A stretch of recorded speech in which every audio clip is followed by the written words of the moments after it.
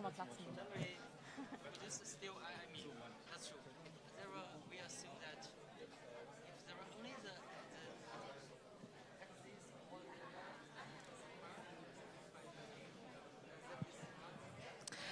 Welcome, everybody. I just want to say we start in 1 minute, so maybe you just want to take your seat, and then we can start with our evening.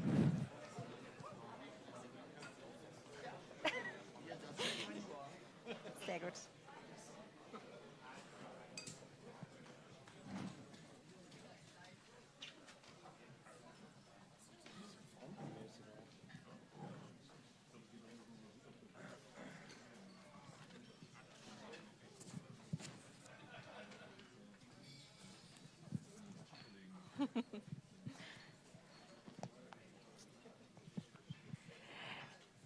Yeah, welcome everybody to the Innovation Center and tonight's Innovators Club.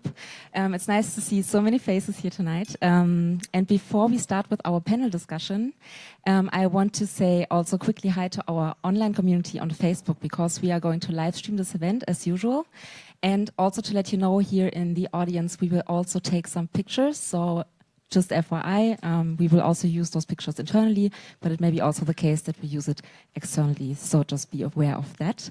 And yeah, just let me quickly introduce you to our panel tonight. We have, where is he? Frank? Yeah. Hi. We have Frank Mattes here with us from Innovation 3. And he will guide you through the evening and will be our moderator tonight. And I hope you will learn a lot about how to make innovation centers successful. With the panelists, we have Andreas Spock. He's head of Group Innovation Management at Six Group. We have Peter Guse, CEO of Robert Bosch Startup GmbH. And we have Dr. Thomas Paulus from KSB Business Innovation with us. And last but not least, we have Carsten Vogt from our Innovation Center. He's head of ideation. And now I leave the mic to you and wish all of you lots of fun tonight. Thanks, Claudia, and also a warm welcome from my side to this event. My name is Frank Mattes. I'm founder of Innovation 3, which is an agency focused on open innovation and digital innovation. So let's get right into it. We've got, I think, 2 hours of a very interesting and very compelling issue before us: how to make those innovation centers successful. And we've decided to make this not a theoretical event by having one presentation and providing a lot of theory, but to make it out of the practice for practice. And for this, as Claudia mentioned, we've invited 4 key players from leading innovation centers to join us for this event. We have structured the 2 hours or so that we have in front of us into 3 parts. First, there will be short introductory speeches from those 4 panelists to give you a little bit of framework, reference of where these companies are coming from, what their intention is with the innovation centers. The second part will be that we go into a panel discussion on 3 pre-selected, what we think are hot topics. First, finding the right people. There's also the word intrapreneurship for that, like to find the entrepreneurs within the company. Second, senior management, which obviously plays a key role in balancing the needs of the day-to-day business, meeting the numbers, as well as making the big, bold breakthrough innovations happen. And last but not least, the third hot topic we would like to discuss is the barriers that those innovation concepts typically run into in their respective home companies. It's not easy, and we will elaborate on what are the major issues and what could be done to tackle them, to get over that. The third part would then be an open Q&A, where we take the questions from the audience on site, as well as the questions that are coming in from our online audience via the Facebook live stream. So I'm looking forward to get this thing started with 4 introductory speeches. We start with Merck being the host of this event today. Then we move to KSB, Business Innovation, and 6th group from the financial services, ending with Robert Bosch. So this will take us half an hour or so, and then we go into a panel discussion. Carsten, ready? Yes, thanks for the introduction, and I would like to explain to you what we're doing here at the Innovation Center at Merck. And we're having a few strategic objectives. So we want to drive innovation, what we call beyond current business sectors and between current business sectors. So that's what you see here in the graph. You know, it's like we have these 3 sectors, these 3 business organizations, and we're on the one hand believing that there are synergies between those 3, and we always experience that things fall between the lines and between the chairs, and we also have the challenge to create new business in a way of an additional sector. So but the whole thing here is it's not only about these innovation projects we're designing, it's also about creating an atmosphere, creating a culture, and changing the culture towards more innovation. And that is the crucial part. That's not easy to measure, but that is also on our roadmap. The second thing I want to mention is you're here now in this, what we call Modular Innovation Center. So that's the place where we started. That's our small innovation center in a way where we created all the processes, where we defined and created new channels, new types of or new ways of ideating in specific fields. And whenever the new building is ready, we are moving there. It's the big construction zone on the other side of the street. And then that's our new home. And it's not only a building, it's the place for all these entrepreneurs who want to, or entrepreneurs who want to test things, who want to drive innovation projects, who want to change the innovation culture, who are willing to take risks. And that is also our kind of framework, what we provide to all the entrepreneurs. And the last thing I want to explain to you is our key activities here at the Innovation Center. So we're starting with the strategic direction. So we defined innovation fields, strategic fields where we are looking for innovations. We for sure have also what other companies call search fields. So where we in the early stages start with what are the good ideas in that space and define a strategy for those fields. And whenever we have those fields, we are using, in blue, these ideation tools, and we're having 3 different ones. The one is, where I would like to start with, is the think tanks. So that's our top-down approach. So we're choosing big fields like, I don't know, microbiome, additive manufacturing, or names like, or fields like that, where we're then putting teams together for 3 months. We bring them physically here from across the globe, and they are ideating and looking for the greatest ideas in that specific space. Then we have this bottom-up approach, which is Innospire. That's the classical idea management process. So where it's about every employee can have an idea, and we're guiding all these employees and supporting all the employees and enriching that idea. And then we're having the open campaign, which is more our flexible part, which is our interface for open innovation to the outside world. So in that case, we're starting from specific needs. We're starting from what we've seen outside as a kind of trigger to then create internal ideation teams and innovation teams. And then we're having the accelerator program. So that's our local organization, which is really bringing and supporting startups to the center. So we also have startups here for 3 months, really physically here. We're not only collaborating with them, we want them to be here, change the culture, collaborate with our internal projects, bring these technologies to our company, maybe make use of our materials, and so forth. And last but not least, we're having an Innovator Academy. So that's a very special program to enable all the entrepreneurs or all the people who want to become entrepreneurs in really managing those innovation projects very successfully because what we've experienced in the past is you need different competencies. You need to have an agile thinking than a classical stage gate thinking, etc. And we're educating and training all these people on these aspects on methods. So and that's our specific training program with lots of online trainings available.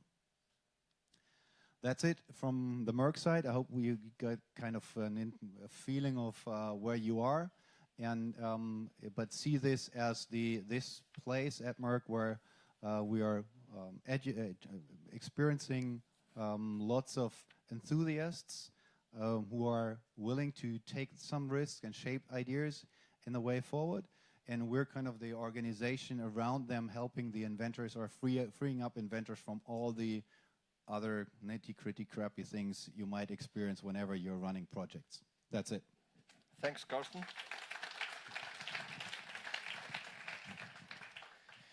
And we are continuing with Thomas Paulus from KSB Business Innovation.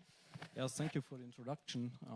Well, I have been asked to prepare a presentation basically on with 3 topics, and the first one is introduce myself. So my name is Thomas Paulus. I'm at KSB responsible what we call the digital transformation, term used quite often in these times. So to make a long story short, so I'm responsible to develop, let's say, new business models in external view, then to drive forward the whole company internally, preparing the basics that are necessary for the digital transformation we have in front of us. And as well, I'm responsible for the technology that is used and necessary for that. So there's 3 areas. The rest of my career, you can read it here.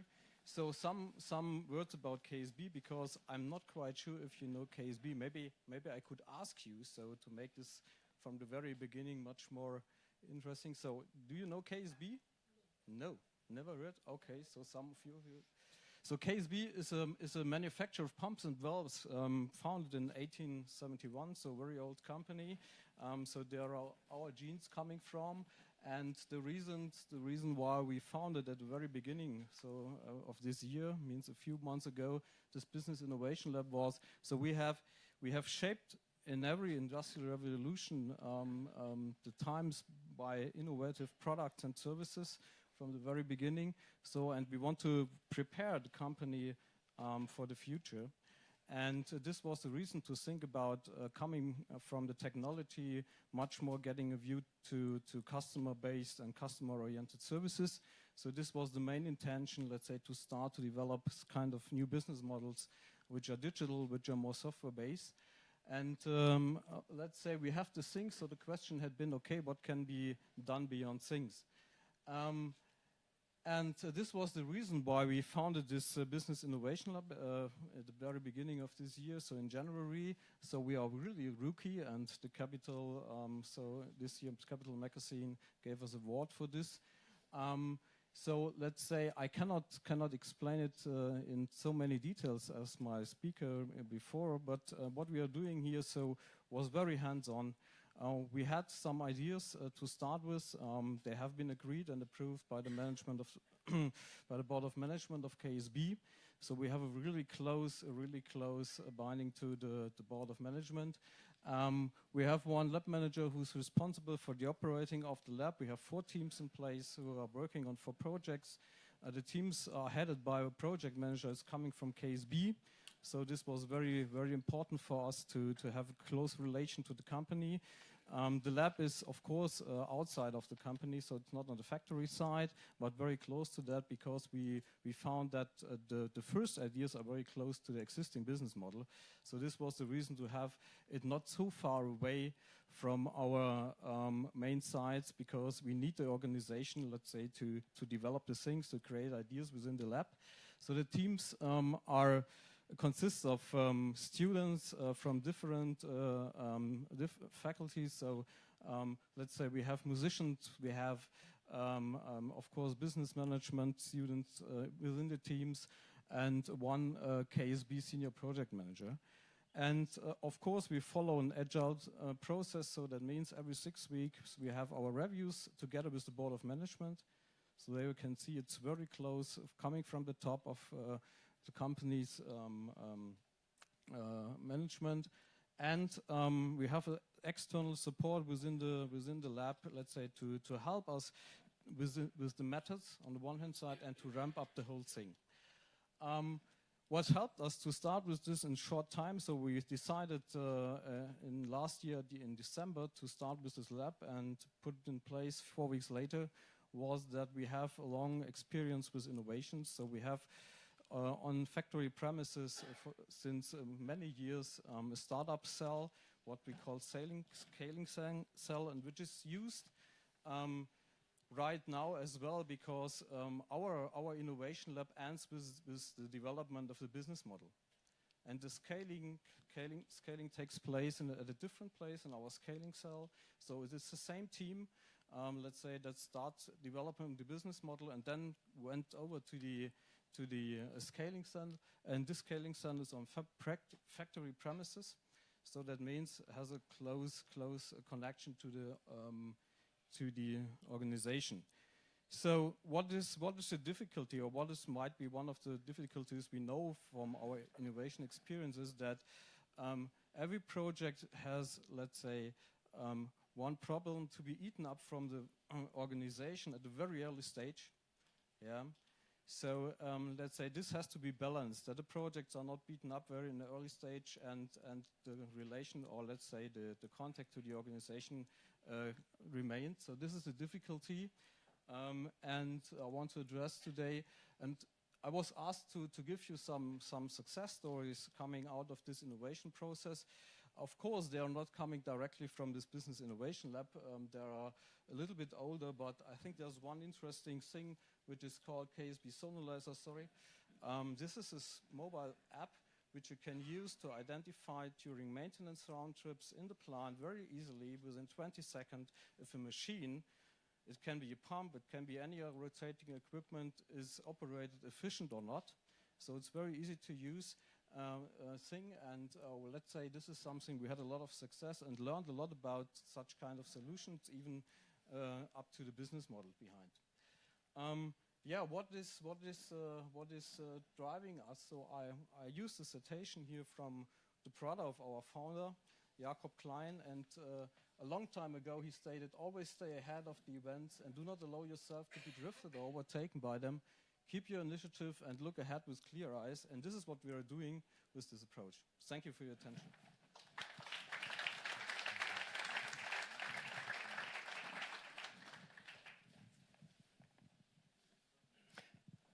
Thank you, Thomas. We're moving on to Andreas Sprock from Six Group, Switzerland. Thank you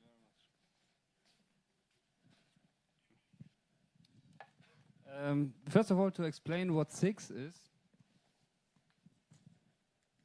it might be a good starting point to explain what Six is not. We are not in the rental car business. No, Six is the infrastructure provider for the Swiss financial industry. And with this, we build the backbone of the Swiss financial place. And we are maybe the most unknown innovative company in Switzerland. At least we are the most unknown company in Switzerland. But let me give a brief overview of our activities. So we operate the K-regulated stock exchange in Switzerland and build the reference market. We are one of the least post-trading partner in Europe with cross-border capabilities, international custody and settlement business. We are one of the leading financial information company in Europe with over 80 years of experience. And finally, we are one of the leaders in the merchant acquiring in Switzerland, Austria, and Luxembourg. We are owned by 140 banks, international and national, in Switzerland, and many of them outsource some of the core activities to us. The most prominent partner there is Swiss Central Bank, outsourcing the interbank clearing system of Switzerland, which we provide in the on behalf of the Swiss national banks. We are operating the Swiss value chain. Six is the only company in the world that trades fully fledged, straightforward processing over the whole life cycle of all finance products and securities. And this value chain is one of the most efficient marketplaces and secure financial marketplaces in Europe. And nowhere else it's combined in under one roof all the three things. Innovation is one part of the DNA of SIX. So in 1930, we started with the first financial information ticker and sent its information directly to the back offices of the banks. In 1995, we revolutionized the Swiss as an exchange and were the first exchange in the world fully electronically driven. And in 2015, we introduced Twint, one of the first peer-to-peer payment solutions in Switzerland, today operated as Twint. However, all the innovations of the last 100 years will be nothing compared to the innovation we are forcing within the next 10 years. And the reason for this is quite clear. It's a digital disruption.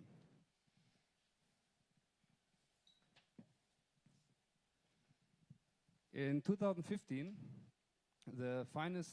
one of the finest business schools, the IMD Lausanne, offered a global study for the current state of digital disruption and outlook for the industries.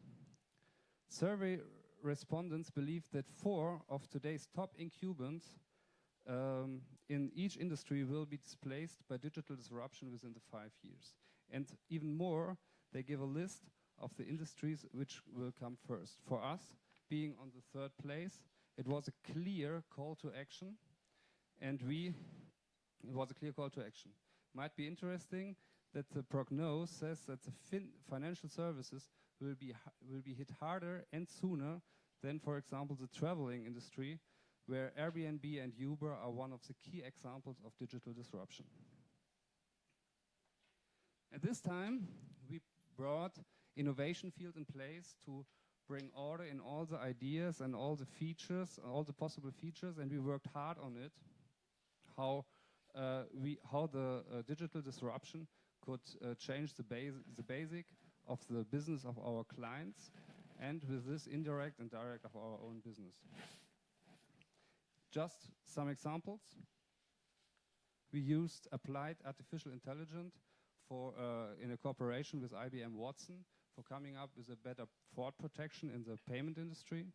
We used the blockchain technology for coming up with a platform that allows allow the banks to cooperate on working on a very old topic, corporate actions, which they are doing today all alone and where they generate a huge redundancy.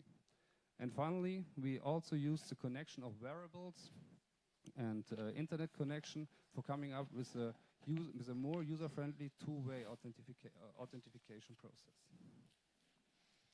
However, technology is not the only storm we have to face.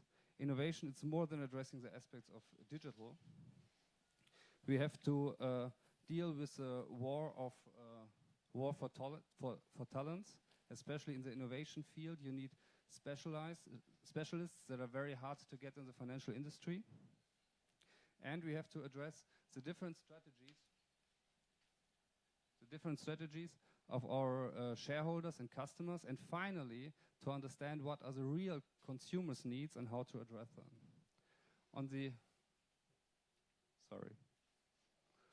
the other side, we have to deal with our own DNA. As an infrastructure provider, our customers rely on reliable and stable technology, and this is the opposite of coming up with new ideas and innovation methods. On the other hand, we are in a very regulated market. This means every initiative starts from the beginning dealing with regulatory requirements, and the different business divisions focusing on zero mistake, operational excellence, making the numbers actually does not match the idea of fast fail, fast forward approach of innovation. At this time, we implemented, on one hand, an internal innovation process in 2014 and combined it with an accelerator program in 2015, where the F10 FinTech Accelerator addresses all the fintechs, all the international fintechs around the world, give them a place to be, accelerate the best of them, driving hackathons, and give an internal place for driving ideation and bringing new ideas to a later stage. After 2 years of operation, we found some very positive signs. This innovation activity was a good marketing point and made SIX as one of the innovative. SIX was seen as an innovative company. Then the differentiation between incremental and disruptive technology brought a new view on how to develop and how to approach things. And all the screening brought a lot of ideas to the whole company. On the other side, we realized there were some things below expectation. The ideas we generated didn't brought an impact enough. The innovation field were not operationalized enough, and the strategic guidance was missing. And finding talents with entrepreneurial spirit was very hard in our company. So we worked together with Frank Mattes from Innovation 3, and we defined a state-of-the-art innovation concept that allows us to face the challenging in front of us. First, we found out that there is something between the incremental and the disruptive innovation. There is this horizon 2, where the core business get adapted with new products, with new ideas, and this brings a field for scaling up the disruptive radical concepts. For this fields, the H1, H2, and H3, we need a clear defining how to handle it, which part in the division units, which part in the centralized unit, to make this approach successful. Secondly, we saw four cornerstones there for an important scale-up process after the ideation innovation phase. Here, we bring small teams in place that are 100% on this project and 100% committed. We give them a lean governance that they are responsible for their own success and not become a pinball in the corporate politics. The funding has to be secured on a milestone base for sure, but as long as the milestones are reached, the funding is sure. And finally, we are open in the decision what will happen if such a venture becomes profitable. Does it goes to one of the business unit? Does it keep separately as a new business unit, or as a sale going outside in the world? Thank you very much for your attention. And if you are interested in sharing experience, sharing ideas, having questions, please contact me directly. Thank you very much. Thanks, Andreas. And last but not least, Peter Guse from Robert Bosch. Thank you. Good evening.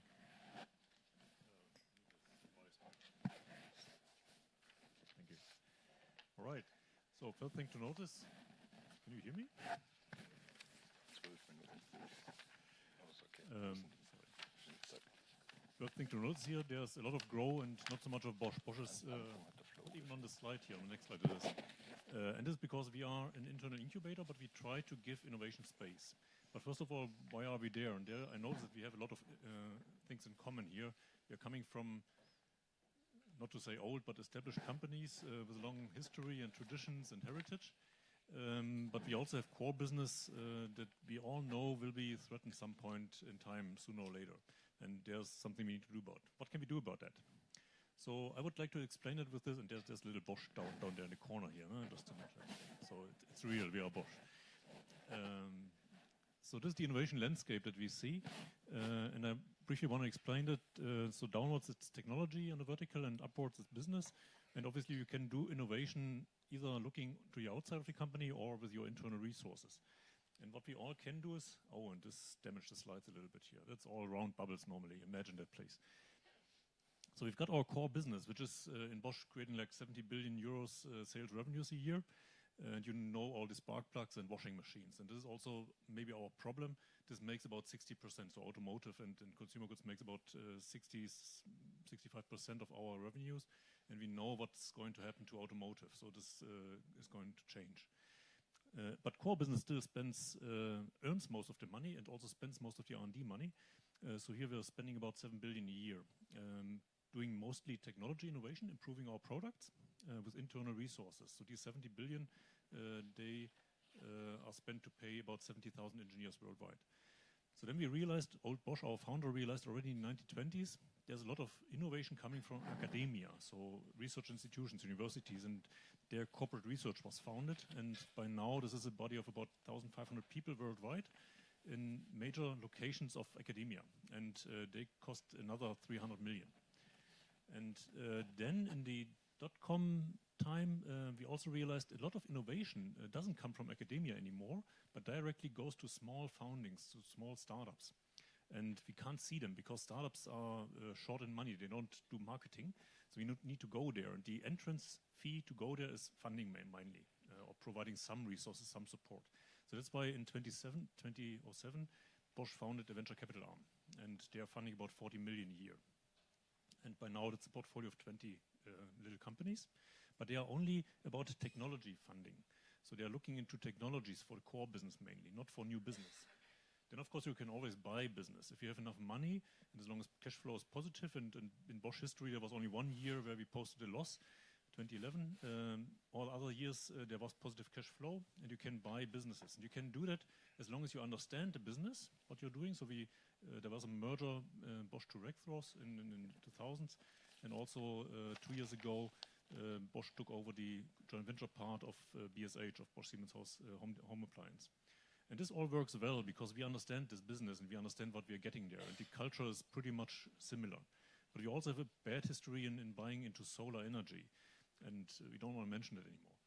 So the learnings from that is there's a gap there in this landscape. And we want to close this gap. The gap is there where we say we want also to apply the same systematics that we have in these other fields to build new business with internal resources so that we can fully understand this business before we do M&A. Like if we had gone into like renewable energies or photovoltaics before that, we would have understood that the business model is highly subsidized and depending on policy a lot. So that's why we are trying to close this gap with Grow.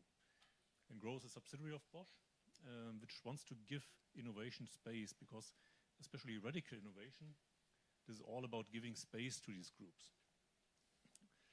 So, and I would like to define space for innovation in 3 dimensions up there. This is the organizational space, this is the cultural space, and the physical space. And us as a startup platform, as an internal incubator, we are trying to address all these 3 kinds of space that we need to give with these 3 fields of activity that we're doing. So incubation addresses organizational freedom, organizational space. There we fund and lead innovation teams. So we give them not only the physical space, this is co-working, but try to give them methods, address innovation with like lean startup methods. Second one, cultural.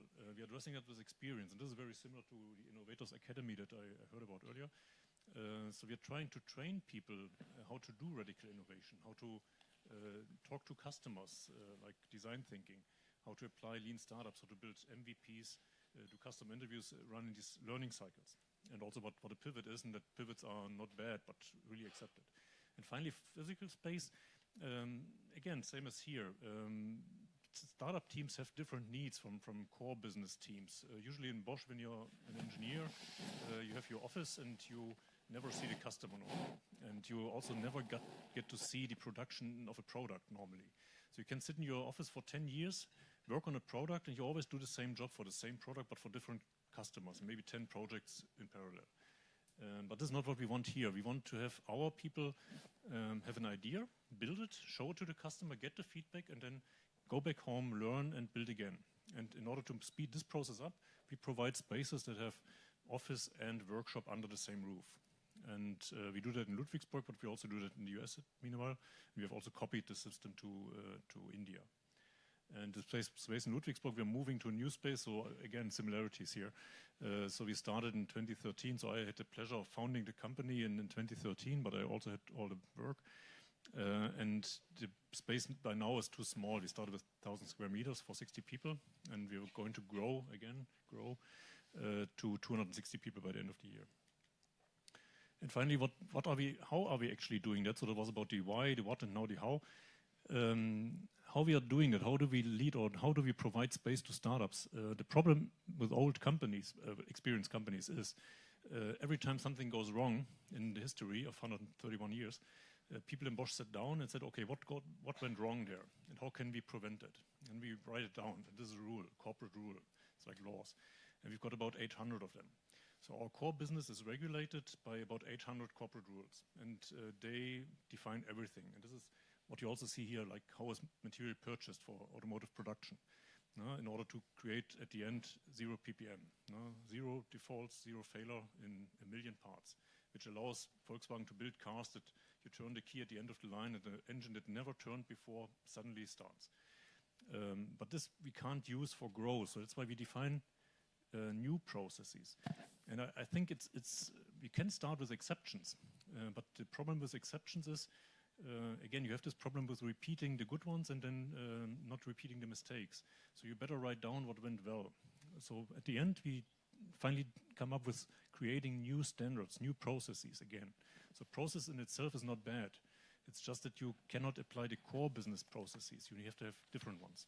And we defined, meanwhile, processes for purchasing material, for personnel acquisition, shipment and invoicing, branding. And this is about not having the Bosch brand on the slides here. We must protect the Bosch brands by all means because it's an old, valuable brand. So we can't use it for risky business, obviously. So we go our own ways there. Facility management and then services for co-working. So all these are, again, processes that are defined. And they are approved. They've been audited already. So they are all fine. They can be accepted by the company. And this creates trust again and also efficiency. But they are all optimized not for quality and cost, but for speed. Big Bosch is very good in doing 1 million things at a low cost and in high quality, building 1 million parts for automotive industry. And they are always punctual. But punctual and fast, this is very different. You can be punctual if you have enough time to prepare. And if you want to do radical innovation, you need to be fast. And this is what we want to give our teams. And that's how we do it. Thank you.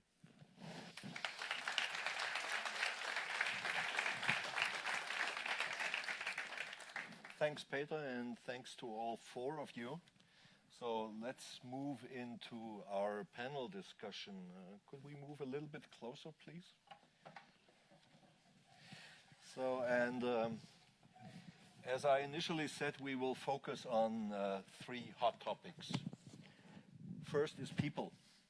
At the end of the day, innovation is a people game. In particular, when it comes to radical innovation, you need to have those people who burn for their idea, who go the extra mile, and who fight on 2 fronts. That's the bitter truth. Sometimes those startups say, well, you corporate startups, you have an easy life. You get your office space provided, you get some funds, you get your coffee for free, etc. And we have to fight for every single euro to finance our operations and to find a market out there. Actually, it's quite the opposite, because corporate startups are fighting on 2 fronts. Yes, they are fighting on the external front as well, competing against those non-corporate startups, but they are also fighting internally against corporate rules, corporate antibodies. We've always done it like that. We've never done it like that, all these things. So this is the first issue that I would like to address, people. Then we come to management, and third to other factors that might contribute to make those innovation centers successful. Carsten, how do we find those people who burn for their ideas, who go for the extra mile? So that's an interesting question in that way. you can't actually go around and say you are the one and you're the one. And what we experience is that these guys or women, they come to us in a way that they are saying, oh, you know, I'm interested in all your processes and what do you do different, and have something in mind, I have some idea in mind. And if you want to attract those persons, you have to have a different type of incentive scheme in place, because we're dealing with people from anywhere across the globe. So for the American person, you need to have higher incentives because they're taking higher risks.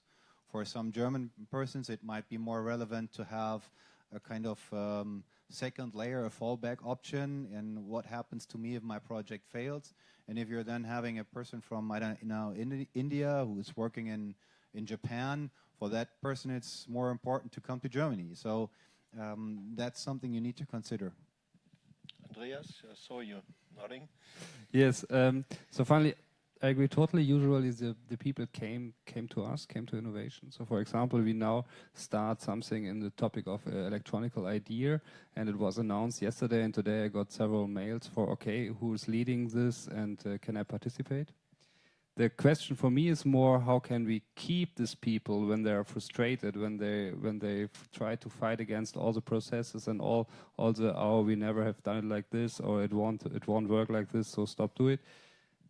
Sentences they are confronted with. And I think this is a part of our work, of the work of an innovation manager, to be something like, someone mentioned it last time, to be kind of a shit umbrella, and to fight for the freedom, that they have the freedom to do what is necessary to do to make something successful. And then finally, they are really willing to work quite hard, and in the end, if we are all lucky, then the work is successful, and this should be the goal. So Peter, let's extend that question. How do we find them? How do we keep them? Yeah, finding them, I agree. So we are Bosch, so we do some systematics there. I think it will come over time anyways. In the beginning, there's indeed people really waiting for it, and then there's a first wave coming really voluntarily that we also experienced that. But by now we have installed a pyramid of kind of workshops. We start with a 4-hour afternoon and then go into 2.5 days and then 12 weeks. And we select teams and ideas from these workshop formats, so they kind of qualify. And we find it very important to also put some barriers, some thresholds in there. Like we are running the 2.5-day format, including a Saturday morning. And only if people really burn for their ideas, they also are willing to sacrifice some of their spare time. And this is a test, because if they don't do it in the beginning, they might not do it later. And later it will be required to really be successful, go the last mile to the customer. So that's why we're really selecting, so make it really kind of exclusive also. And then we're also hiring from the outside. So we are actually hiring about more than half of our people. Once the core team is built, we are complementing the team with external people, because we are trying to hire from the markets that we want to go into. We are buying in capacity, or not only capacity, but competency. And in order to keep them, we've got to be attractive. Free coffee helps, but it's more than that. It's obviously. We've got to have attractive locations. We picked a location in Ludwigsburg, which is easy reachable and easy to get to and easy to go away from. Traffic conditions need to be good. It's close to a city center, so you can do shopping during your working time, because we are expecting our people to work a little harder than normal, and it's not as planned as a normal job in Bosch. It's not that people in Bosch don't work hard, don't take me wrong. It's just that your normal job in Bosch is kind of plannable, more or less. Our people are working towards the customer. That means customer determines our rhythm of life. So we need to be ready to work sometimes 10 hours a day. We're not allowed to work more in Germany, of course. And then it is really helpful that you can go to a hairdresser during the morning, or can do your shopping in the lunch break and put it in your car. So this is kind of stuff where we compensate people for taking this risk, taking all this personal engagement. And we pay back by more flexibility, by free coffee, by attractive locations, by an interesting office surrounding. We allow the families to join anytime they want. They can always come and see what their people do with us. So there's no limitation. It's not like open doors day once a year. It's really anytime they want to come, they can come, and even the kids. Thomas, what's the experience of a 140-year-old rookie of the year? Well, yeah, talking about experience with this kind of hiring people is a little bit difficult for us since we started a few months ago. But what we did is, of course, we tried to find the people outside of KSB externally or with standard processes. But one idea which we follow today is to look for these ones within KSB, because KSB, of course, has a lot of companies all over the world, a lot of people who are, on the one hand side, familiar with the company. So let's say to balance that part of the story is very easy for them, and who are really willing to innovate the company internally. So, and let's say this is somehow organized in a way that we try to find out, okay, is there someone within the company, even in another country, not Germany, which helps us, let's say, to find them.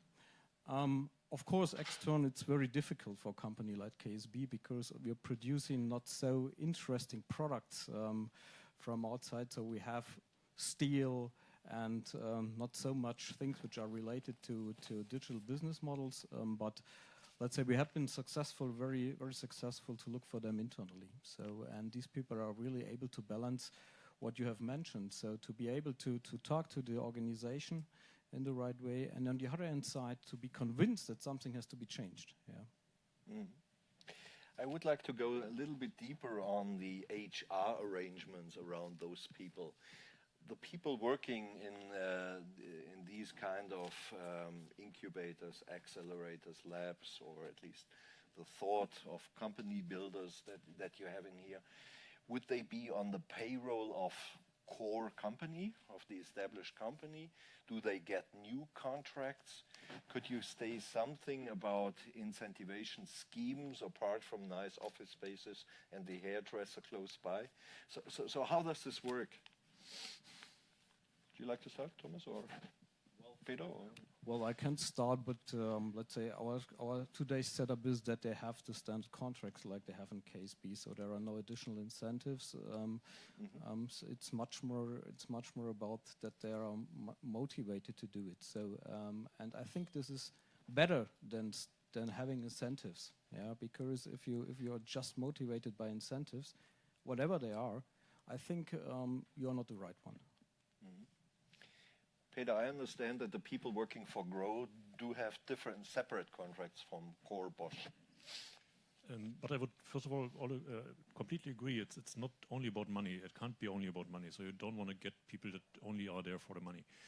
So you need to give them more. And I think space and freedom and responsibility, autonomy, this is the way that drives intrinsic motivation. And especially here in Germany, you can't really push somebody with even more money. I mean, we coming from like companies like Merck or KSB or Six, we are earning enough for our living, so that's not a problem. So you can't push people there with more money. That's also in the literature. But giving them the freedom to act, giving them the chance to leave traces, build something in their life that they can look back at and say, this is what I did.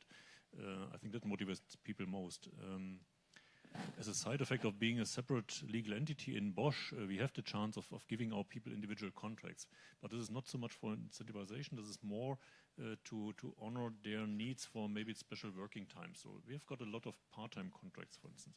Or we can pay them something if people relocate to us. We can compensate them easier or in a different way than Bosch usually can, because there again there's rules for that. How is this handled at Merck?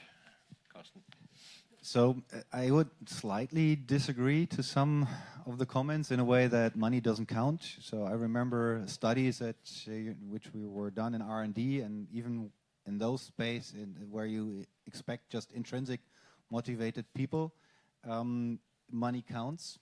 But I think it's more the recognition which is going with that, and I think it also reflects on how many risks you are taking as a company. If you're really committed right from the beginning and supporting teams, then you have team members and innovators who are willing to also take risks. If you are very conservative as a company and you're kind of saying, I just give you 100,000, and you need to go back to us and report every third month, then it's like then you attract people who like to do that, which are maybe not the most suitable ones for innovation. So yes, we're kind of thinking about this inception model or this incentive model, and we're thinking that we want to have employees who are willing to take higher risks, but then they should get higher rewards in that way. But it needs to be a kind of cafeteria systematic where people can choose and select. But I remember that is also in the HR community around for I don't know, more than 20 years, and but still it's not implemented on a global basis, and it's a hard fight to get to these models. Yeah, so today at 6, it's that the people are normally employers of the different business units, most of them of the technical unit. And in the financial industry, for sure, money counts more than in other industries, I guess. And relying on what the project, what the initiative is what about, you need specialists, and the specialists are just expensive. That's a fact. For this, we address it with a new innovation system we will bring in place next year with an incentivation program that really allows to deal something like virtual shares, that we really give the possibility for some new products and new initiatives that the driver are in a position that they could become a millionaire with this. I think that's more than fair. But finally, it's true. People who are only work for money, that might not be the right people for innovation in most cases. Mm-hmm. Now, at some point of time, these entrepreneurs obviously have to work together with core organization by tapping into corporate assets like labs, like manufacturing facilities, or corporate expertise like some legal stuff that needs to be handled, etc. Then these people, they're burning for their ideas. They even show up Saturday in the morning.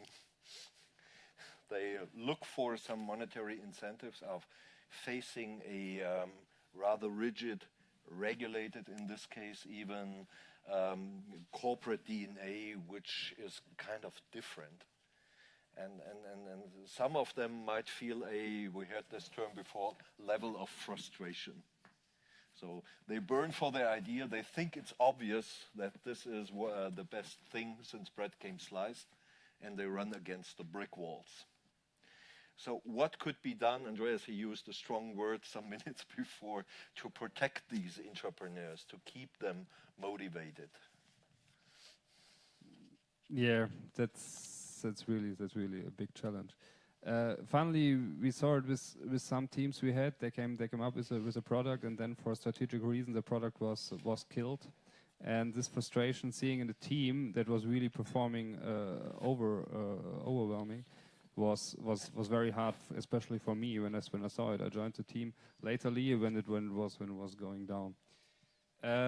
I think an important thing is, if you stop such initiatives for whatever reason, you should really think of how to deal with the people who joined this program, who worked on it, who lived for it, who blooded for it, and give them new opportunities. And if this is missing, there's really something happens like, okay, it stopped, and now look whatever you want to do. This is something that really underlies the frustrations a lot. Yeah, I think that's a big difference compared to the venture capital industry. It's, as a VC, you could say, okay, I don't give a shit on your idea, go away. But here in big corporates, you're dealing with people, you're dealing with colleagues who will work for the same company in the next 10 years. So you don't want to frustrate all these people. So you really have to find a suitable way to get to this kind of fair treatment. So I think what I've learned, or what I've seen in the past, is that people get super frustrated when they see a committee judging on their idea, and they have the feeling they didn't really understood what that idea was about.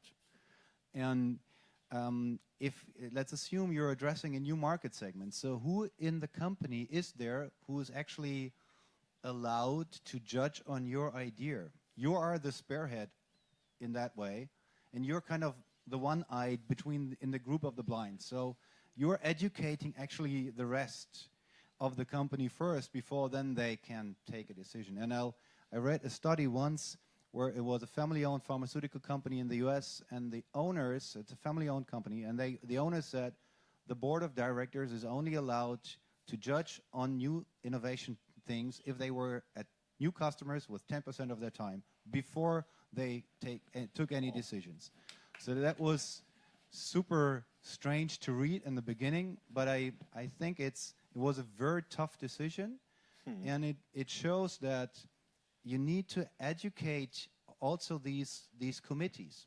So if you want to manage the frustration or prevent frustration, it's this: find a plan, find a way to manage your stakeholders in a way that you inform them first, inform them the second time, make them familiar with the idea, and I don't know, go to the innovation committee in the fifth month of your project, not in the first month. Don't ask for decisions early. Maybe ask for guidance, ask for advice. Take that advice, say, yes, I did that, and show that you're managing the project successfully. And this is how you can manage frustration. And I think this is much more important, especially if you're saying 95% of all innovation projects fail. So you need to have a plan B for all these 95%. And if you don't have that, then you're messing up with your colleagues. Yeah, same experience here.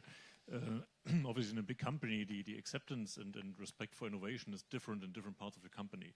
So there's usually we find a lot of enthusiasts in engineering and even salespeople. So our sales organization, they get a lot of pull from our customers about new products, new innovation, and that's usually easy. Even our lawyers, they take as a challenge what we are doing. So we are doing every time something new, and then they have fun doing that with us, obviously. So patent lawyers, tax lawyers, so they also easy to handle rather. But the closer we get to the traditional finance people, there it really gets hard, and I don't blame them, because they have the job of keeping our company profitable. And what we are doing is obviously not profitable. So there we as a platform, and this is then the function of the platform again, we need to kind of build a firewall. So we protect our startups from all these questions and requests from corporate finance. But we also facilitate there. So we try to mitigate between the startups and Big Bosch, because we are a subsidiary. So of course all the rules apply about reporting, monitoring, stuff like that. So we've got to do that. Otherwise we get a lot of stress. So we do that as a platform, but we protect the startups from all these questions. Well, I guess these are two topics you have to manage. First of all, of course, you have to have people who are able to deal with a certain level of frustration. So for me, this is part of the skills you have to have if you want to start in such a kind of job. On the other hand side, I think this had been mentioned already before, protection is about having a shield, and the shield is the management. So that means you have to have a management in place that is able to organize it, to keep on the one hand side the freedom for the teams and for these kind of people to work, to keep everything below that level of frustration mentioned before on the one hand side, and on the other hand side, of course, let's say to involve the organization from the very beginning, so that if you have to need for any kind of decision to make the processes behind lean, because of course you have in a company a process, but this process is not clearly defined. So there is somehow, of course, you can stretch it a little bit, and if you're in close contact with the management, having a shield to protect, let's say, these kind of people, and trying to find a way on the other hand side with the organization, I think this is the basis how it can work. And this is the way how we try to do it. So let's say our lab management more or less has nothing to do than setting everything in place and having the interface to the organization and protect everyone who's working there. So to summarize this first complex of things, people, Thomas, what would be your key advice for the folks in the room, for the ones listening outside when it comes to people? What is most important? find the right ones, keep them. Well, I think it's not up to me to give advices. Rookie of the year. somehow, everyone in every company has to find its own way. Yeah. Okay. The only thing I can say, what we did is, of course, finding these people was something we tried in the first step internally, and let's say to protect them was that what I mentioned before. So I think it's a good idea to start, of course, on a location outside of the factory sites. This is clear and very obvious. Maybe not so far away from the very beginning, so that you have a close contact to them. And what we are thinking about, in addition, is, of course, when you're a company acting on a worldwide scale, then think about having this kind of organizations or innovation labs, whatever, all over the world. And this is the reason why we think about having a model so that this lab is not at any place, so it can be transferred very easily within a few days to another place to involve the whole company. Yeah, so I think I will not give advices, but this is how we did it, and up to now it seems to be successful, whatever success means. Yeah. Let's say I think it's very important to find it out in your special organization and situation how to deal with that. Yeah, we said already it's all about people, and but you can't press them into a scheme and say you only need this kind of people. It doesn't work.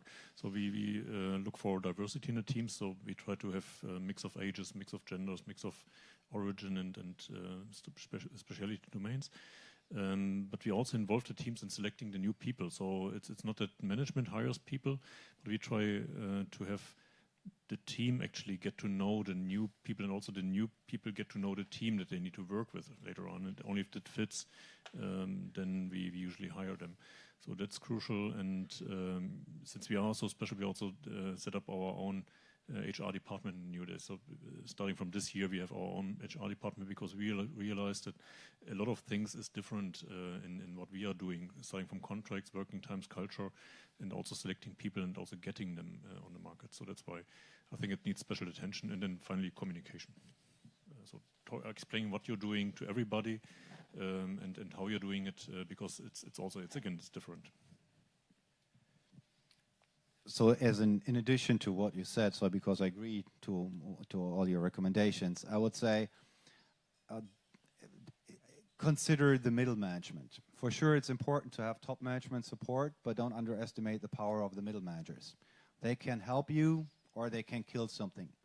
And especially in the larger organizations, I don't know, a person even in third level from the board or in the fourth level from the board has 50 people, a budget of whatever millions, can help you bring something to life or stop it. So work with these guys, involve them, get their buy-in.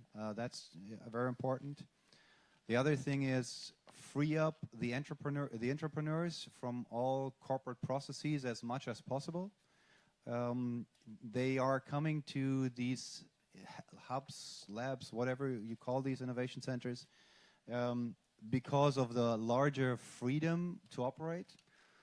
And I also would say that the kind of decision making and the how you say, oh, this is a project, this should become a project, and needs to be risk balanced in a way that you're asking people to take risks, but then as a company also take risks and walk the talk in that way, that when you're saying we're having a different culture, then you need to have a different culture and not do it as in the standard business units.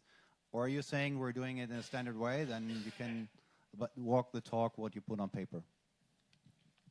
Yeah, so I can agree on all of that for sure.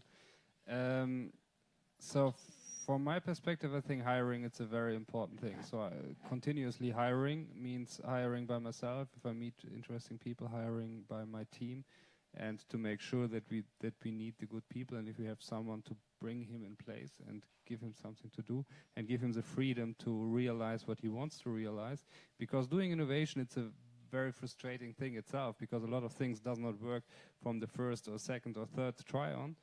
and protect them for all the internal corporate politics as far as possible.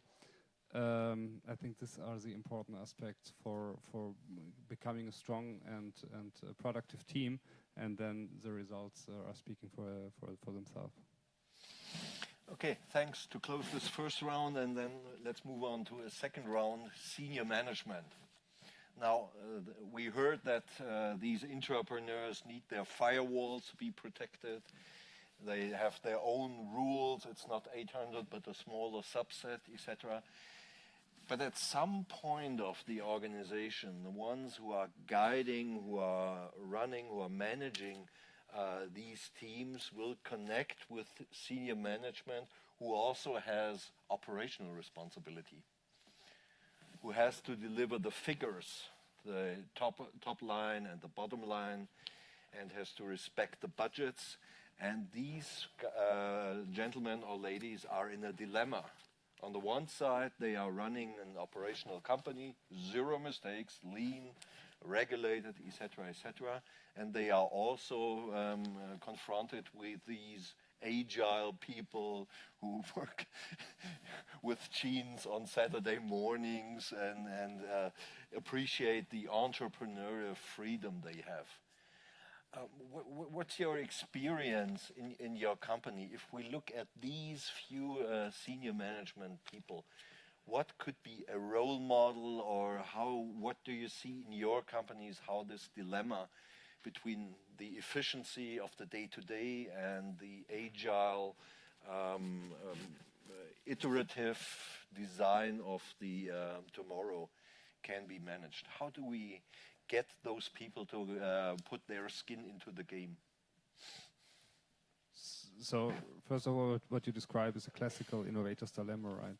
And for sure, even the top management is aware of it. So in the talks and the discussion, we usually try to address it, to face it, and to make clear where the different sides are and where the arguments lie on which side, and try to translate from the innovation side of the opportunities, the chances, in something that's get understood in the top management. First of all,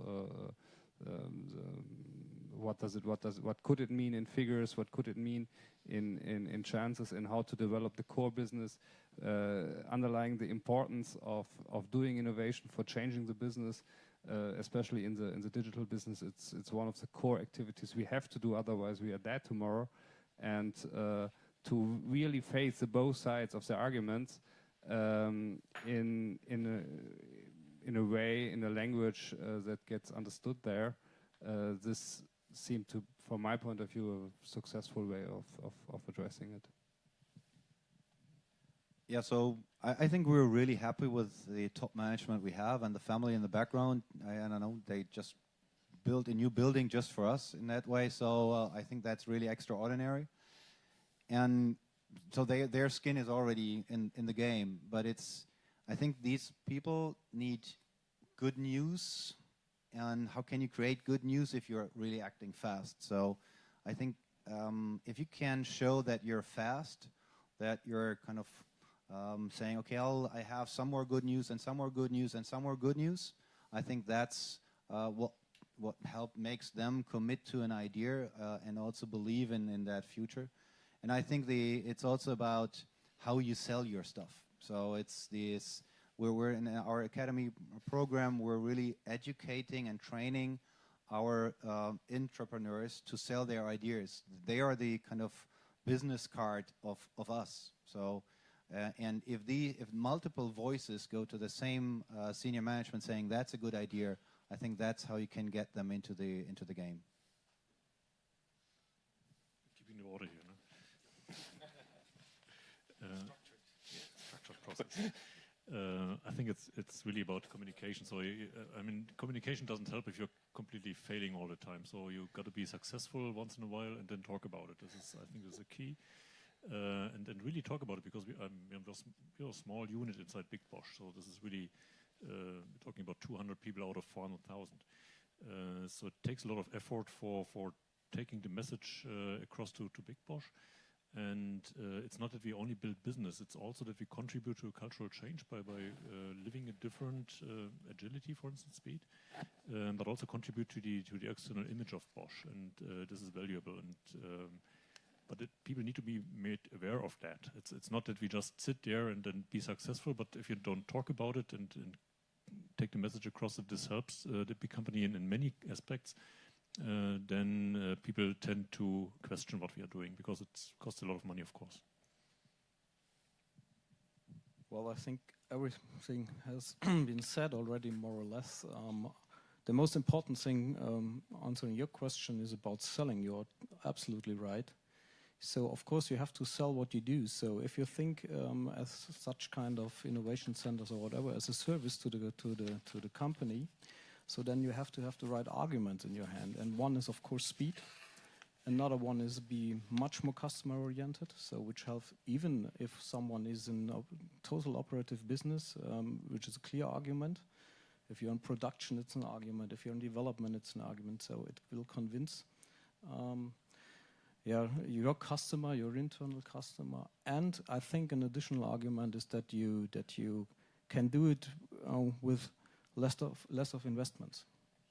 So I think these are the three main arguments you have in hand to convince someone. Of course, from the very beginning, it's about communication. If you start something, you have to have a lot of communications with the senior managers. This is what we did. So. We involved the first management level from the very beginning, and they're convinced that we are doing the right things there. But nevertheless, at the starting point, everyone is, really interested what you're doing. But the real task is to keep it and to keep the spirit when you are a long time in operation with such an innovation process. So, and I think these three arguments are the most important ones at the end of the day, because what do? We just change the method of innovation. So innovation is nothing new for companies like we are. Yeah, it's just the way how we do it. So, and let's say it's about communication and selling what you're doing. Which brings me to the point, how do you sell a pivot? Because my experience is with those top managers, they like to have predictability. They like to have a path. Yes, there could be some iterations in there, but now you're running your design thinking exercise at the MVP stage and you come to the conclusion, no, this is wrong. We have to pivot. But this is quite easy, right? Because you can sell it by numbers. So usually we are used to really have double-digit million projects with zero outcome, and if we say, okay, we are here, we invested, let's say, 700K in something, and we have to pivot, this is something every manager should be happy about, right? Are Merck managers happy about that? We're going to a committee. So I think this is a tough question in that way that it's perceived as a mistake. Somebody was doing something wrong because you have to pivot. But you don't know what you don't know. So it's really, you're the first to figure out. So I think it's how you manage expectations before you start. All these people would like to hear KPIs and that you're tracking your success and so forth. But all these KPIs are not set for learning. Like, yeah, I want to learn this, this, and this. And if I did that, then I can give you some direction where I would go from there. So I think it's also about how you set the stage for innovation projects in a way that you need to allow for this pivot. You need to expect that pivot. If there's no pivot, then there's something wrong, and that's how you set the expectations. Change the order, you break them. Excuse me, what means pivot? To change completely the direction into which this. You could change directions, I don't know, 20% left, 30% right, or completely, or saying you're going from B to B to B to C with a slightly different business model, but with the same USP, something like that. I'll give you an example. We started our agricultural business as a startup. Bosch has never done anything in agriculture, with the idea of taking robots to farmers harvesting asparagus, so very expensive vegetable. which is a clear idea because there's so much labor involved. If we can replace this labor with machines, then hey. And then going to these farmers, they just tell us, okay, we show them this is our 2-ton heavy asparagus harvesting machine. Costs you about 120,000 euros, and our engineers already calculated it pays off after 2 years very easily. And they took a look and said, well, no, we don't have this problem. If the seasonal people that harvest our asparagus want to earn more money, then we just give them more money because we give it to them. They can raise the prices very easily. And they only want to pay per use. They never know how much asparagus they actually harvest a year. So, but being there, being at the customer, that's the actual value. And there, our engineers realized what these farmers need to do or need to know is they need facts for their decisions. They always have in the morning and every morning during the season they have to make the decision, leave the black foil on the asparagus fields or take it to or turn it to white or take it away completely. And this is based on temperature in the soil. And they don't know. So they go outside and put their hand down and feel and then look at the sun and then estimate, turn it around, turn it not around. And we can give them data now.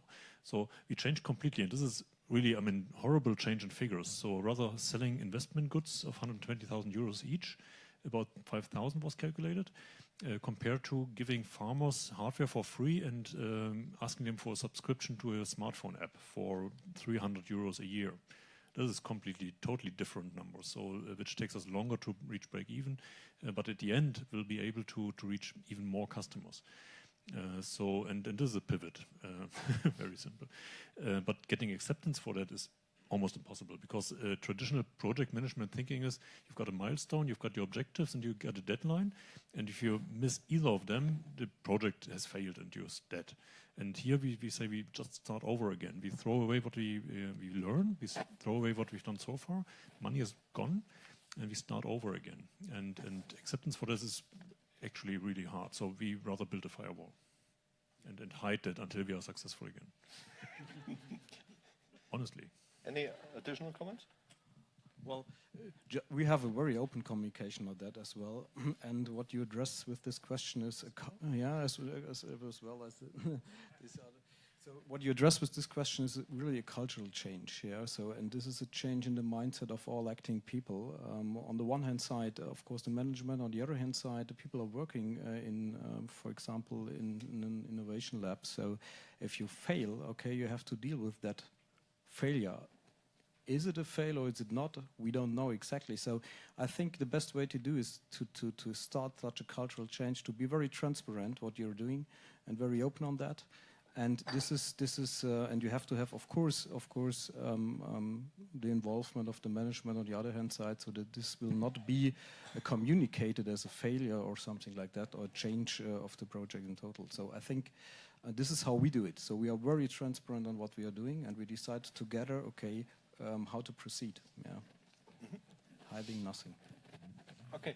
Thank you. So maybe another 10 minutes or so in a third round before we open up for your questions. We talked about finding the right people, keeping the right people. We talked about what an ideal role for senior managers could be, who are supposed to run the operational business as well as supporting those big, bold breakthrough ideas. What other factors are needed or could be should be mastered in order to make those innovation centers successful? I'm thinking about culture. I'm thinking about the right governance scheme, maybe funding. What do you think are apart from finding the right people, getting top management's skin into the game, what are, in your view, the other major factors that should be addressed in order to make innovation centers successful? Carsten? So I think that the managers need to understand that we're not creating revenues in the first 2-3 years. We're at maximum creating equity value, perceived value. It's if you're investing in a startup, you're investing into that future. You're investing in your beliefs that this company will be successful. They don't have revenues at the seed stage, but you're still investing money into. And then they are worth 10 million. And I don't know, that's the type of value we're creating in that early stage. And that's, I think, what these managers need to understand. It's hard to track. It's not a simple KPI you can put somewhere, but actually, whenever any committee is willing to spend $1 million on that idea, you can prove that you, I don't know, created 5 million equity value, because otherwise they shouldn't invest. But the current understanding in many companies, I think, is what are your revenues? And you won't create that many revenues. Revenues are the wrong KPI, and if they manage you on the different expectation, I think you can be more successful. I think funding is also a big issue, and not so much about the absolute values. I mean, this is more about the difference between risk and uncertainty. So you just can't tell what the risk is. In core business, we are willing to invest vast amount of monies. I mean, we are building new plants. If we are building a new plant, we are investing literally hundreds of millions. We are doing that in Dresden right now for a semiconductor plant. So we're investing hundreds of millions of euros to build a new plant. So which is way more than by magnitude, order of magnitude more than what we are doing. But the problem is, there the risk is kind of calculable. There's a stable market. You can get the figures of these markets, the growth rates. The margins are pretty much clear. This will not change rapidly. This will only change gradually over time. And even this can be predicted. And there we are willing to invest a lot more money, taking relatively high risk because we think it's calculable. In our case, we are investing very small amounts of money, but with a high uncertainty. We cannot say what the risk actually is, and this is so much different. And then again, it's even hard to predict what the amount that needs to be invested is. I always tell people, all of the startups start small, and the smaller it starts, the better it is, because it will double its amount for money and people and any resources every year until they get successful and break even sometime, and then goes down again. But until this time, this can be 3 years is optimistic. I'd rather talk about 5 years. So 5 years of constant doubling need for resources with a high uncertainty and no guarantee that it will pay off at the end. So this is the real problem. This is, again, cultural change. Make that understood, that you also need to hedge your bets and then maybe have 10 investments of this uncertainty at a time. And this is all so different from traditional core business, especially handling uncertainty versus risk, that this needs to be trained indeed and explained. Yeah, so here a big difference between the different businesses comes up. So in our case, the investments are not that high because we are not producing material, we are just producing data, and it's generally it's cheaper. Yeah, perfectly right. But anyway, so I think the core point for success or for being successful in the company, within the company, it's communication. Really to explain what we are doing, so to bring the management what they need, to bring them KPIs, and revenue is not the right one for sure, not for the next 3 years, not for the next 5 years if we start something. Hopefully afterwards.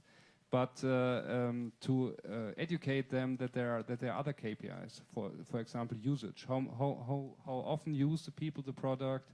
How engaged are they in using it? And if we can show it up in cockpits, in some data streams, whatever, where the manager can daily take a look and see, okay, it's going up, it's going down, then it brings something like they have the feel to be in the driver's seat. And this engaged the people for supporting such initiatives. Thomas? Well, I think it depends on the level of innovation you start from. So if you are used as a company to manage innovation, I think it's much more easier. But to be successful at the very beginning, when you start such a journey, I think it's good to collect and find those people within the company who somehow are convinced to go such way. And then afterwards, of course, it's about communication. It's about marketing insight somehow, to show your success. What helps from my perspective today is the change of market depending where you are. So everyone feels something is changing. So that means the the situation right now is very good. Yeah, people are open. Yeah, they hear a lot of things outside the traditional business of the companies. What is happening about the revenues there, about the growth, and I think it's right now a very good time to start with such kind of innovations and innovation processes. So I think when you start, find the right people within the company who are convinced to do it. The situation is very good at the moment from my perspective. Let's say, try to convince internally the management so that maybe depending on your business, something is coming from outside, because it is changing something, yeah, and you can do nothing and hesitate, or you can invest in the future. So the money you spend now is this money you save in the future. So this is what you have to think about. And at the end of the day, you mentioned it already, it's a cultural change. And of course, we have to remind as companies, ourselves, that how did all these inventions started? Yeah. So let's say if you're a company like KSB, started in 1871, it was an engineer with an idea. Yeah, so a startup from the very beginning without problems, getting funding for that, and it's nothing new. Yeah, it's just about being open enough, even if you're right now very corporate. Exactly.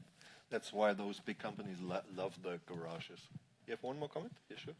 Yeah, I'll have one more comment, which is about trust.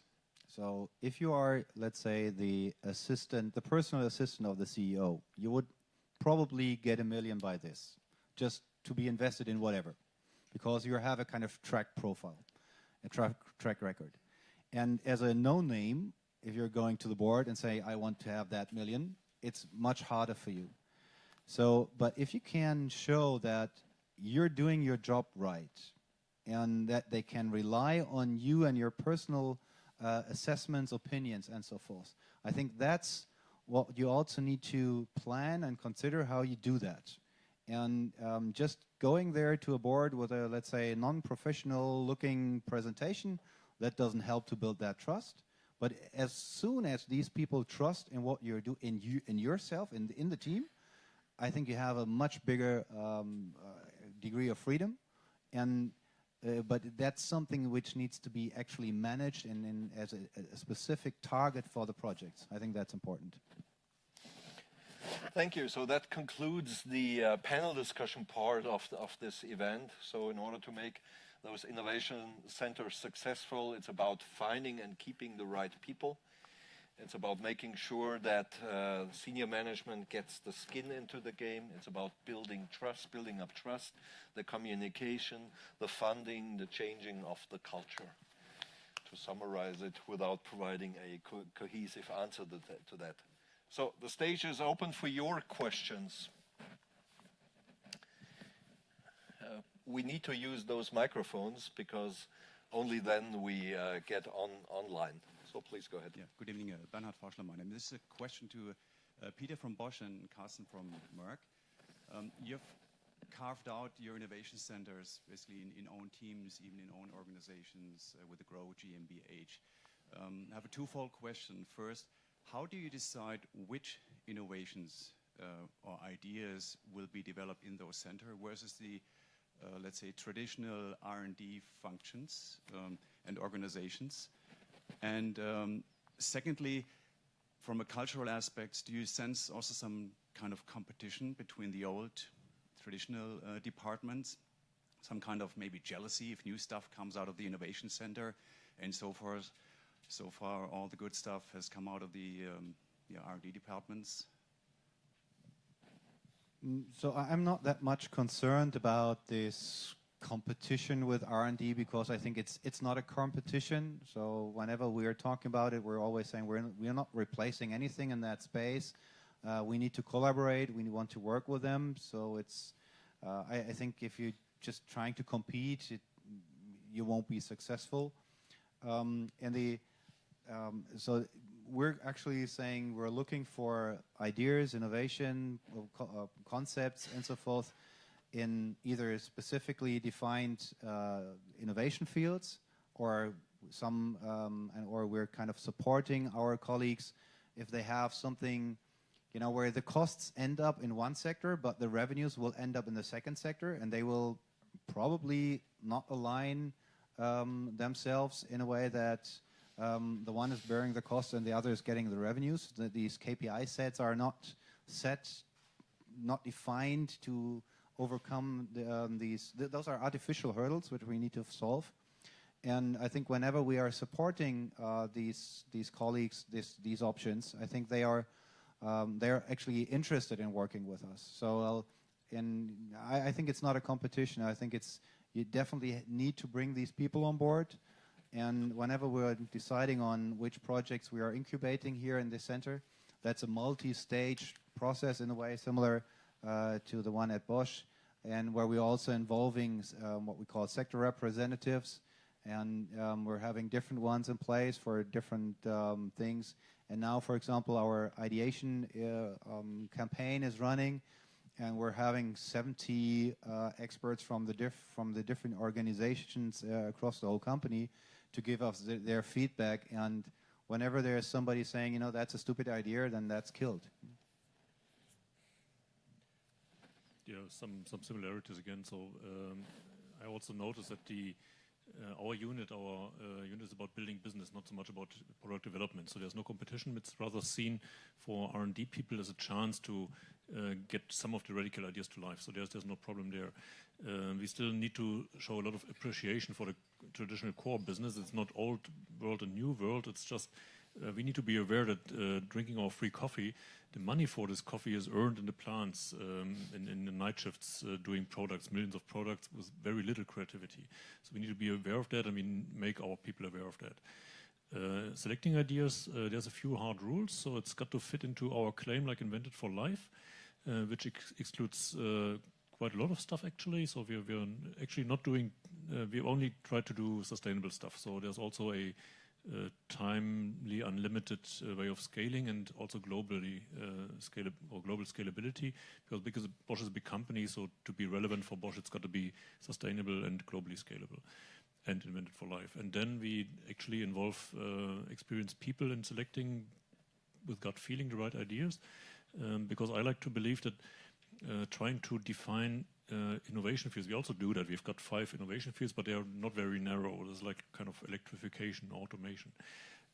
If you do that too close, I like to believe that we are part of the creative process to create these strategies for Bosch. So we are kind of the antennas to sense new trends. And robotics was one of those. We've been kind of 2 years ahead of the company in adapting robotics in agriculture, for instance, and IoT and logistics. So not too narrow, but yeah, there are a few hard rules and gut feeling. Thank you. More questions? There's one lady in front, please. I would be interested in how values define the success of innovation centers or innovation in your companies. You addressed it with talking about sustainability just now in your answer. But for example, if I think not about asparagus, but maybe, I don't know, a robot feeding elderly people like that, could be financially interesting, but that wouldn't be something which I would call ethically successful. I don't know if that makes sense if I do it now, but I would like to know if that is part of referring to success in your business. I can start. I have the mic. We completely share the same values like the mother company. So there's total alignment and no differences. Otherwise, it wouldn't fit. So it's got to be this way. Despite having a slightly different culture, so we emphasize on speed and agility more than the mother company, and a little less on quality, but not too much. We definitely share the same values. So what you mentioned, sustainability, what I mentioned, ethics, this is there are clear limits for what we are doing. So any military applications are totally taboo for us, stuff like that. So this is totally aligned with the mother company. And apart from that, we need to discuss that. We need to share the new ideas with a number of people, and then on a case-by-case way decide whether this fits or not. Because we are going beyond, so we are trying to go on into new markets and a new business for Bosch. So it's a case-by-case decision. Let me rephrase the question a little bit with a short answer, please, from Thomas and Andreas. What to do if you run into the boundaries of what has been defined as corporate mission, as search field? Any experiences, any thoughts on that? Well, this is part of the daily journey, I would like to say. Yeah, so who else should do this? Yeah, who else should try to find out, okay, what is the new way and what has to be changed? So I think this is part of the whole idea. Yeah, so and it's daily business for us. Andreas? Yes, finally agree on it. So the question is, it is very, very hard to predict the future, and we have to find ways of addressing it and of developing the new future. And for this, we have to go to the limits. For sure, there are some limits like the ethical limits. We just don't want to touch. It's something that's not discussable at all. But on the other hand, for sure, we have to try to extend the business in all directions. And on the way of ideation, of doing MVPs,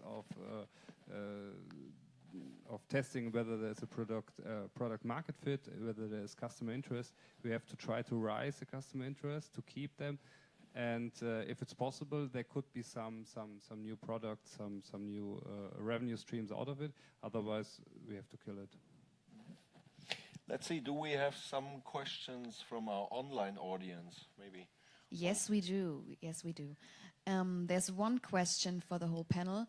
What do you think, which are the first steps a rather old-fashioned and productive company needs to take in order to change the culture to a more innovative culture? Wow. So it's a simple one. So we're looking for old-fashioned companies. Thanks for that. Well, I have just a simple answer to that. Start. Yeah, you have to start. So this is the only answer I can give. Yeah, and try it. Better never stop. I think, and hopefully all these strategy consultants won't kill me for that, but don't start with these big corporate initiatives, creating 150 PowerPoint slides and then have something in place.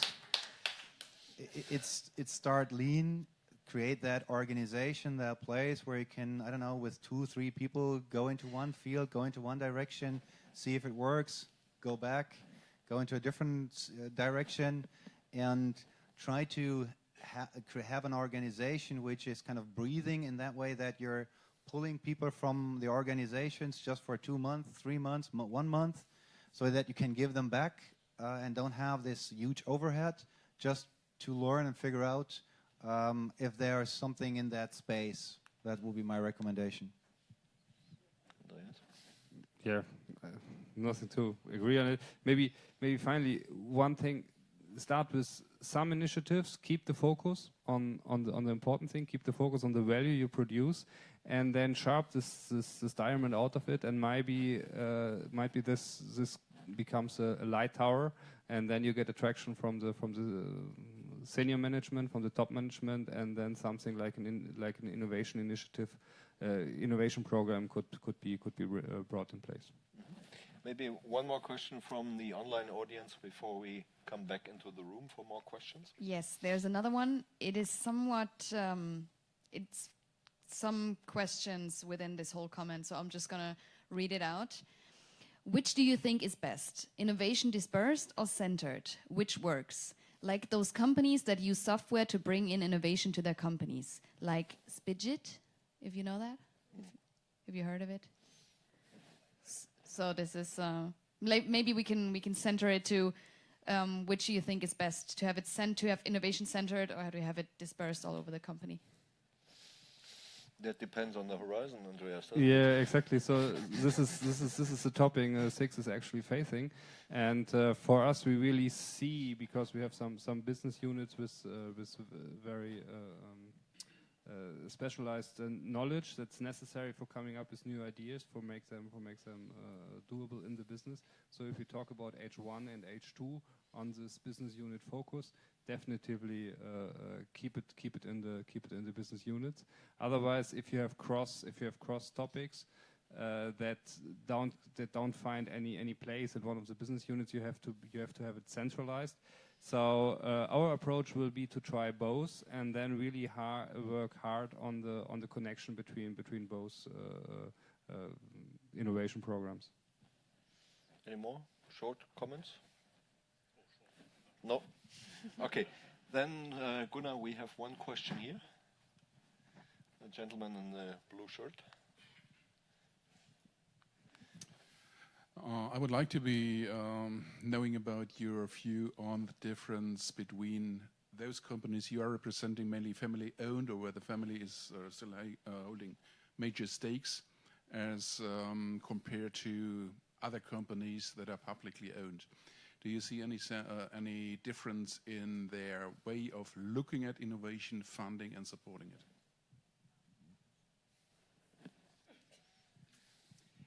So hard to say when you're.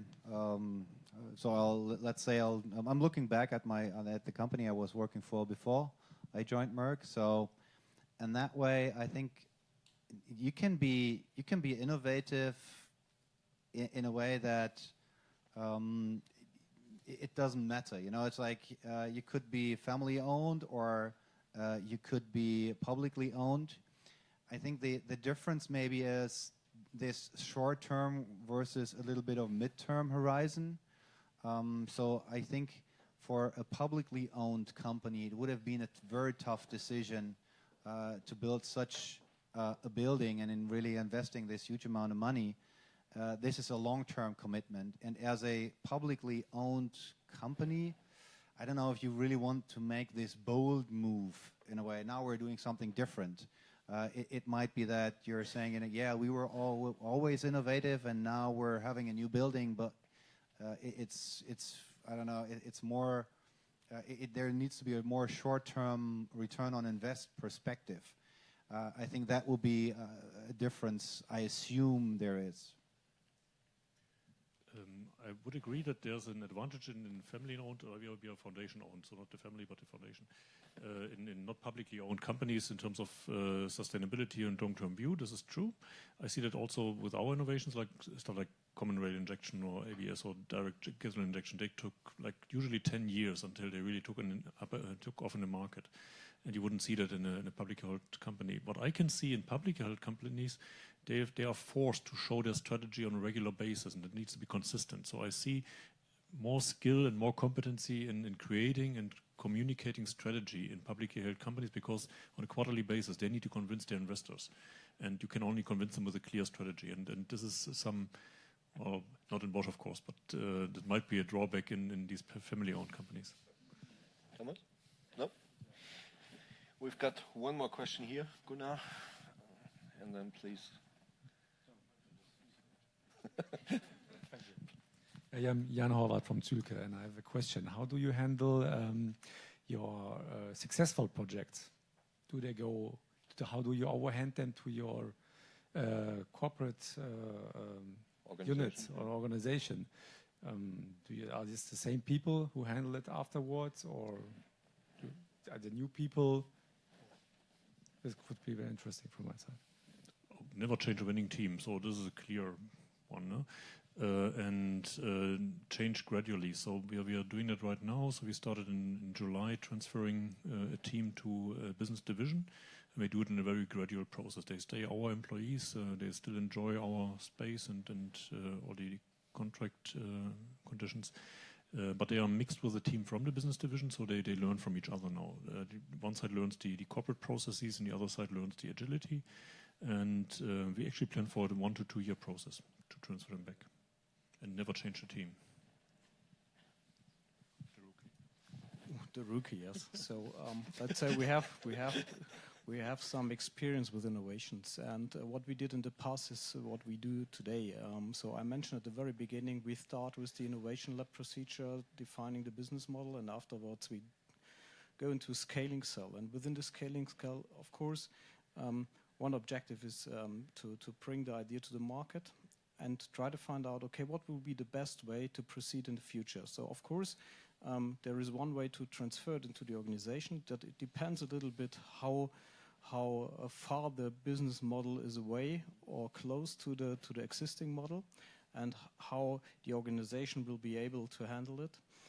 But of course, there are some projects and business models we develop, which we are right now thinking about, let's say, not to transfer it in the organization.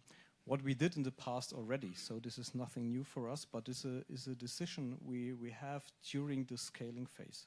Yeah. So let's say the protected area remains during that time, so that phase means scaling, and during that time we decide, okay, transfer it in the organization, or would it might be much more successful to go out of the company. Could you please pass the mic? Yeah.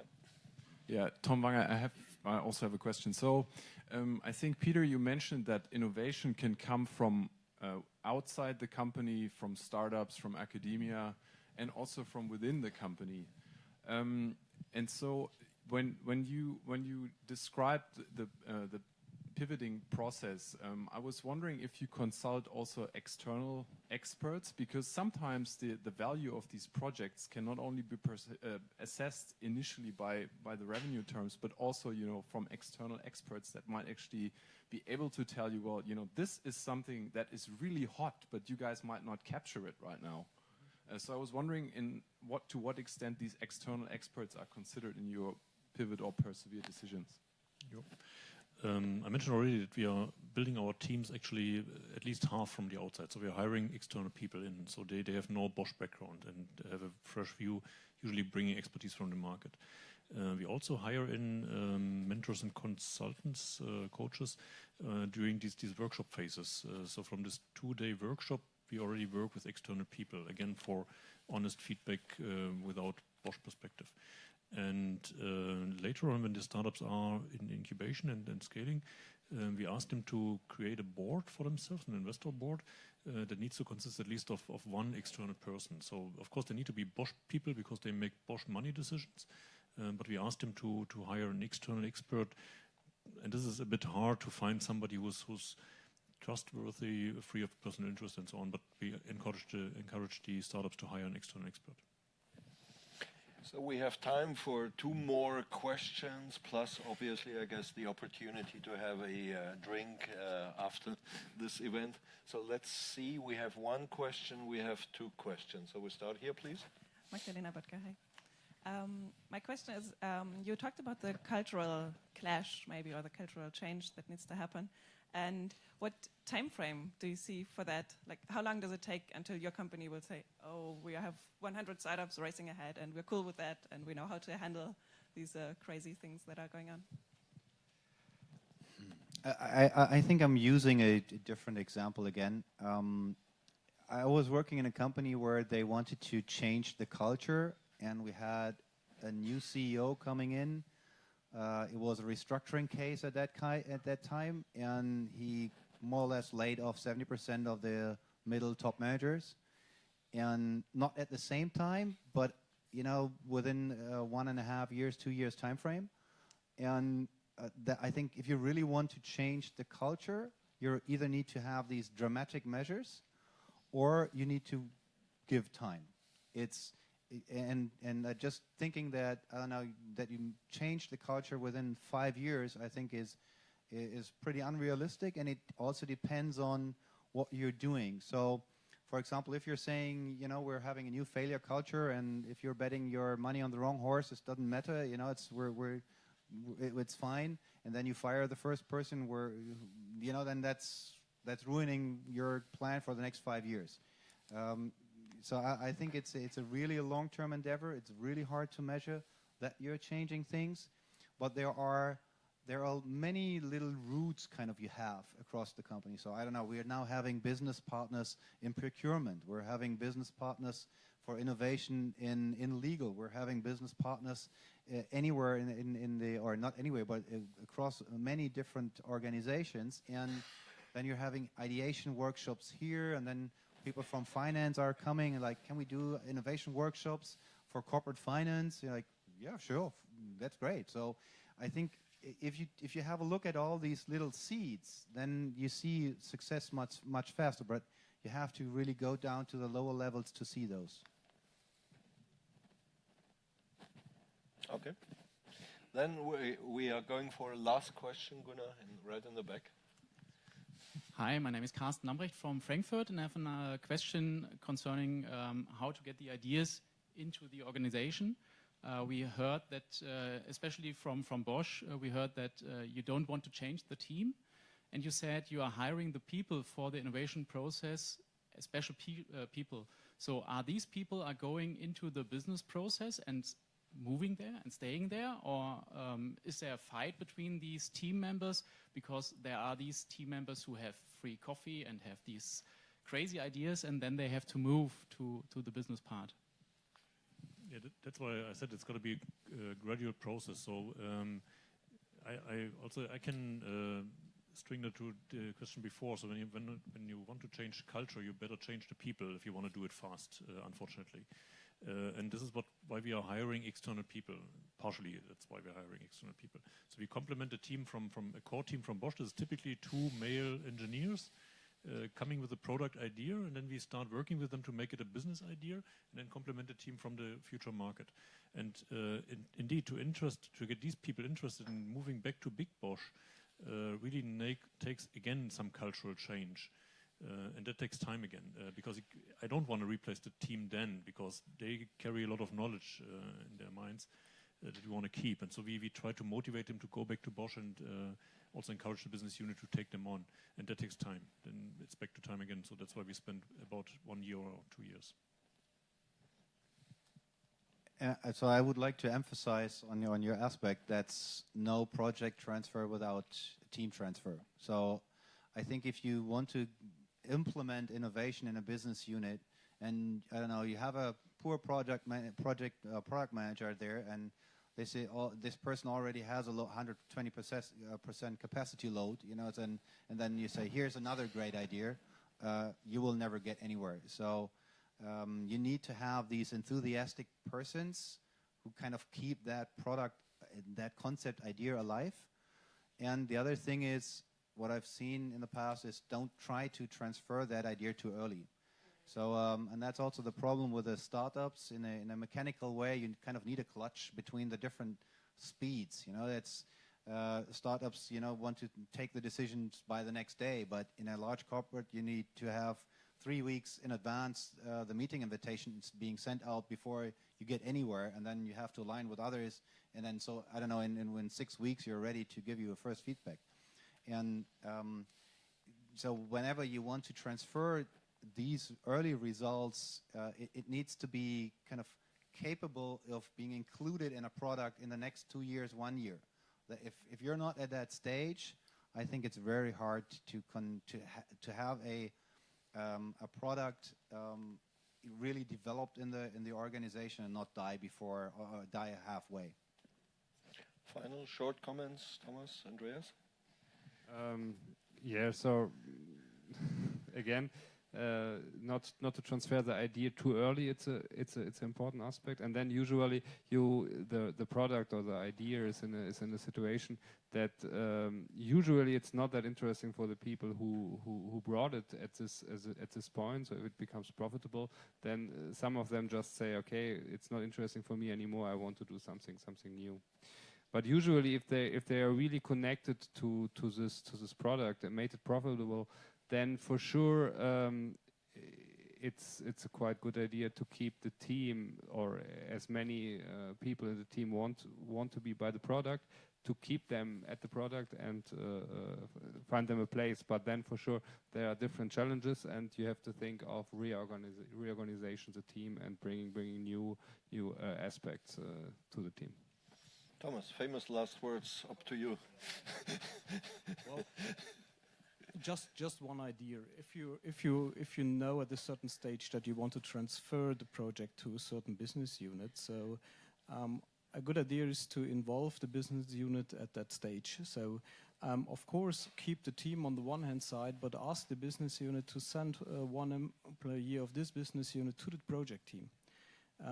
Of course, this is one advantage, to have the business unit involved. And disadvantages is responsibility. Yeah. Then at the end of the day, but it depends on the stage where the project is, and this is the way how we do it. Yeah. So let's say if we are at a certain stage know where the project will be transferred and which business organization, we involve the business unit in a way that we send employees from the business unit to the project team, and this makes the transfer much more easier.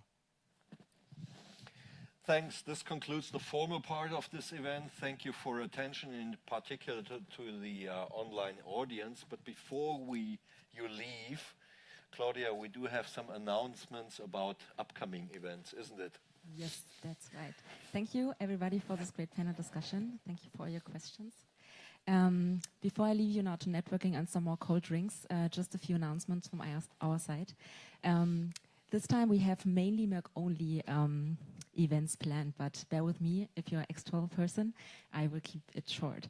On November 29, we have our think tank pitch day, where our current think tank teams will present their results and ideas, which they worked on for the last 3 months. And you can either join us here in Darmstadt or via live stream when you are a Merck employee. And you find more information, of course, in the intranet in our Virtual Innovation Center.